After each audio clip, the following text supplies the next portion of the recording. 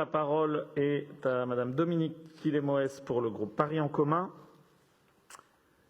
Est-elle en salle des fêtes? Elle est en salle des fêtes.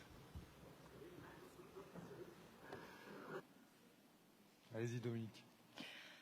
Bonjour à tous, merci mesdames et messieurs. Il nous est proposé par ce projet de subvention DAC 556 d'accorder 5 000 € au Centre audiovisuel Simone de Beauvoir.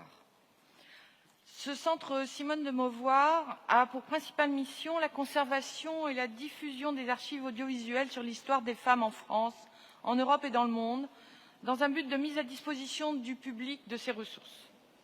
Le fonds d'archives audiovisuelles du Centre Simone de Beauvoir se compose notamment du fonds documentaire sur l'histoire des femmes, constitué de 81 à 93 par mesdames Carole Roussopoulos, Delphine Seyrig et Johanna Wider, afin de préserver, valoriser, restaurer et diffuser des œuvres audiovisuelles marquantes de l'histoire contemporaine et de mettre en avant la place des femmes dans la création audiovisuelle et la société. L'association organise des projections mensuelles en alternance au Forum des images et au cinéma Le Luminor, mais elle anime également en parallèle à la Maison d'arrêt des femmes de Fleury-Mérogis des projections et débats en présence de professionnels en partenariat avec l'association Lire, c'est vivre. Après la crise sanitaire, l'association ambitionne de poursuivre ses activités aussi bien à la maison d'arrêt que dans les festivals et les salles de cinéma, dès que les circonstances le permettront.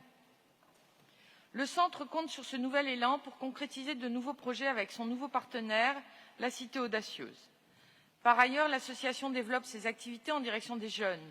Depuis 2014, elle anime en temps scolaire et périscolaire dans différentes villes, dont Paris, des ateliers de sensibilisation aux stéréotypes de genre, d'origine et d'orientation sexuelle, à travers l'analyse de documentaires, de fiction, de clips et de publicités.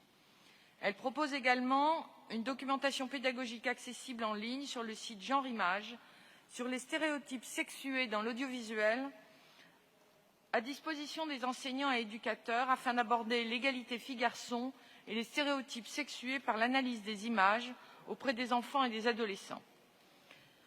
Une telle structure ne pouvait évidemment porter un autre nom que celui de Simone de Beauvoir. Je vous remercie. Merci.